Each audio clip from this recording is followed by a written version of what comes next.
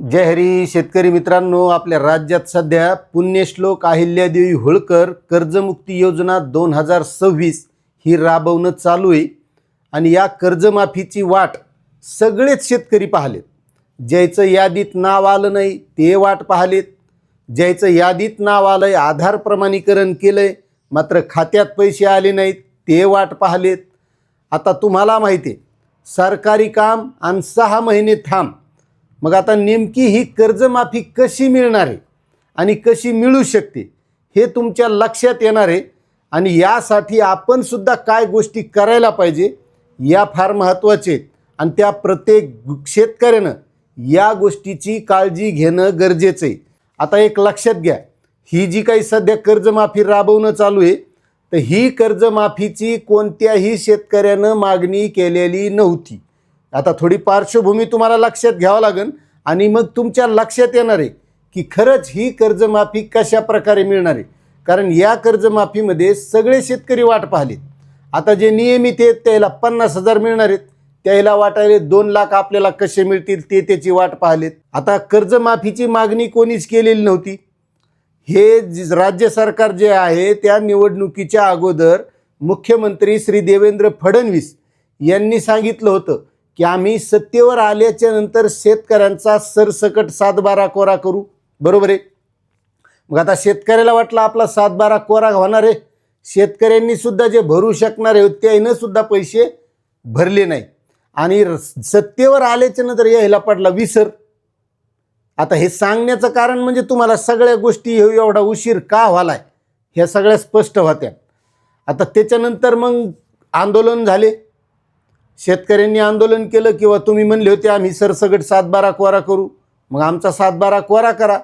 आता त्याच्यात गेल्या वर्षी जी अतिवृष्टी झाली याच्यात शेतकऱ्याचं नुकसान झालं. शेतकरी पीक कर्ज भरू शकले नाही आणि शेतकऱ्यांना पाहिजे तसा पीक विमा मिळायला पाहिजे होता, पीक विमासुद्धा मिळाला नाही. आणि मग हे आंदोलनं झाल्याच्या नंतर सरकारला जाग आली की आपण यांना आश्वासन दिलेलं आहे आपल्याला कर्जमाफी करावं लागेल. आणि मग त्या आंदोलनाच्या नंतर त्यानं एक परदेशी समिती स्थापन केली, प्रवीण परदेशी यांच्या अध्यक्षतेखाली, जे मुख्यमंत्र्यांचे आर्थिक सल्लागार आहेत.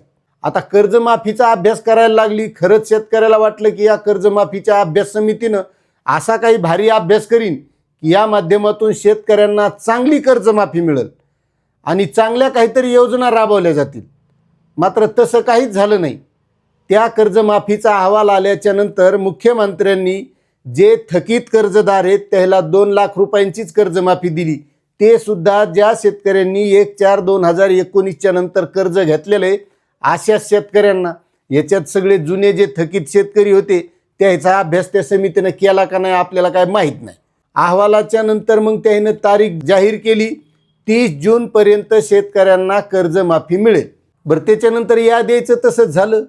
पहिली यादी येणार, मग दुसरी येणार, तिसरी येणार, त्याची माहिती पुस्तिका दिली. पण त्या माहिती पुस्तिकेप्रमाणे किंवा ते जशी त्यांनी घोषणा केली होती 30 जूनपर्यंत त्याप्रमाणे काही कार्यक्रम झालाय का? झालाच नाही. याद्यासुद्धा आता फक्त 2च लागलेत. त्याच्यात प्रातिनिधिक यादी आणि त्याच्यानंतर ती 16,94,000 शेतकऱ्याची यादी. आता 2 लाखाच्या वरचे शेतकरी ते वाट पाहलेत यादी कधी लागणार.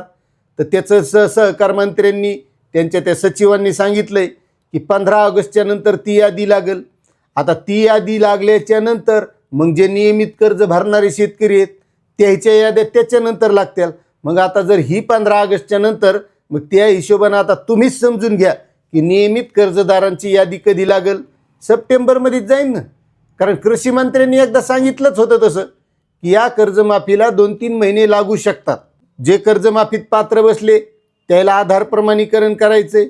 मग आधार प्रमाणीकरण करायला त्याच्यात मरणाच्या अडचणी, कोणाचा फार्मर ID सापडणं, नॉट फाऊंड म्हणाले, शेतकरी आधार प्रमाणीकरण करायला बेजार, कोणाच्या कर्जाच्या रकमेमध्ये तफावत, त्या यादीतल्या रकमेमध्ये तफावत, आधार प्रमाणीकरण करायला गेलं तिथं वेगळीच रक्कम. म्हणजे सगळा घोळात घोळ. म्हणजे याच्यावरून तुमच्या हे लक्षात येत असेल कार्यक्रम कसा चाललेला आहे.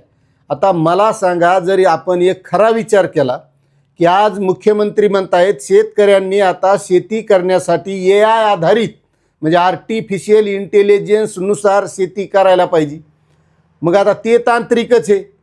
मग जर यामध्येच अडचणी येत असतील, या कर्जमाफीच्या याच्यामध्ये, तर मग या आयवर शेती शेतकरी करणार कशी? बरं, या कर्जमाफीमध्ये सांगितलं 56 लाख शेतकऱ्यांना 40,000 कोटी रुपयांची तरतूद, म्हणजे ते 2019चे जे शेतकरी आहेत त्याला 2 लाख दिल्यावर 40,000 कोटी झाली. पहिली 36,000 कोटीचीच होती. आता त्याच्यामध्ये ज्या शेतकऱ्यांनी आधार प्रमाणीकरण केलंय त्याच्यात पुन्हा तांत्रिक अडचणी आल्यात. कुठं महाआयटीचा डाटाचा अपलोड झाला नाही, कुठं इन्कम टॅक्सच्या रिटर्नचे जे शेतकरी भरणार आहेत त्याचीच यादी आली नाही. म्हणजे तुम्ही जर एकंदरीत सगळा विचार केला पहिल्यापासून, जेव्हापासून राज्य सरकारनं आश्वासन दिलं तेव्हापासून, तर शेतकऱ्याच्या या कर्जमाफीमध्ये सगळा उशीरच आहे. नुसत्या कर्जमाफीत नाही, तुमचा पीक विमा असेल त्याच्यात हेच कार्यक्रम आहे, अजूनही शेतकऱ्याला पीक विमा मिळाला नाही. तुमचं महाडीबीटीचं अनुदान असेल त्याच्यातही सगळाच हेच कार्यक्रम आहे. बरं, आता या कर्जमाफीमध्ये 40,000 कोटी रुपयांची कर्जमाफी देणार आहेत. 20,000 कोटी रुपयांची तरतूद केलेली, त्याच्यात फक्त 7,000 कोटी रुपये वितरित करण्याचाच राज्य सरकारनं शासन निर्णय काढलेला आहे. बरं, आता काल म्हणले होते की ज्या शेतकऱ्यांनी आधार प्रमाणीकरण केलं असेल त्या शेतकऱ्याच्या खात्यामध्ये रक्कम वितरित केली जाईल. मात्र त्याच्यातही सहकार मंत्री म्हणले तांत्रिक अडचणी येत आणि थोडा वेळ लागू शकतो, 2 दिवसही लागू शकतात.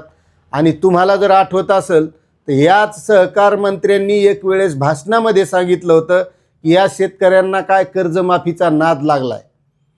बऱ्याच मंत्र्यांनी वक्तव्य असे केले होते याच कर्जमाफीवर. म्हणजे ह्या सगळ्या गोष्टीचा जर तुम्ही विचार केला तर तुमच्या लक्षात येईल की नेमकी ही कर्जमाफी कशी मिळणार आहे. ज्या अपेक्षेनं शेतकरी या कर्जमाफीकडं डोळे लावून वाट पाहत आहेत, त्यामुळं शेतकऱ्यांना यापुढं काही गोष्टीची काळजी घेणं गरजेचं आहे. कारण आपल्या ग्रामीण भागामध्ये पहिलीच म्हण आहे की सरकारी काम 6 महिने थांब, म्हणजे ते कधीच वेळेवर होत नाही. आणि त्यातली त्यात ते शेतकऱ्याच्या बाबतीत तर होतच नाही, असा माझासुद्धा अनुभव आहे. आणि तुम्हाला तर असेल. आता ह्या सगळ्या गोष्टीहून तुम्हाला काय वाटत आहे ते तुम्ही कमेंट करा. मात्र यामध्ये आपल्याला काळजी घेणं एक गरजेचं आहे. कारण शेतकऱ्याला एक सवय लागली की आपल्याला कोणते पैसे येणार ना तर आपलं आधीच खड्डा खांद्याचं काम सुरू असतंय. त्याच्यामुळं तुम्हाला जर वाटत असेल आपलं या कर्जमाफीमध्ये नाव येईल, आपल्याला 2 लाखाची कर्जमाफी मिळेल, आणि जर तुम्ही आधीच एखादा खड्डा खांदायला तयार असताल तर खड्डा खांदू नका. लक्षात आलं असेल तुमच्या खड्डा म्हणजे काय, की हे पैसे भेटणार आहेत आणि मग लगेच खर्चायची तयारी, याच्या पैसे आल्याच्या नंतर असं करू तसं करू, तर तसं काही करू नका. शेतकरी कर्जदार होण्यामध्ये हेच कारण महत्त्वाचे आहेत की आपण या सरकारच्या योजनावर विश्वास ठेवतो, हे पैसे येणार आहेत म्हणून आपण वाट पाहतो आणि दुसरा कार्यक्रम लावून ठेवतो आणि मग आपण पुन्हा कर्जबाजारी होतो. आपण शेतीवरही तसेच अवलंबून असतो. ही नैसर्गिक शेती आहे, आपल्याला माल होईल, उत्पन्न होईल आणि मग आपलं हे कामं होतील, किंवा कोणाकडून घेतलेले सावकाराकडून पैसे येतं ते पैसे देऊ, या भरवशावर सगळे कामं करतो आणि त्यामुळं शेतकरी कर्जबाजारी होतो. तसं आता या कर्जमाफीचे 2 लाख येतील आणि मग आपण काहीतरी पुन्हा करू. म्हणून जर तुम्ही पुन्हा कोणा सावकाराकडून पैसे घेत असताल तर फक्त तेवढी विनंती आहे तुम्हाला की कधी सावकाराकडून पैसे घेऊन कर्जबाजारी होऊ नका.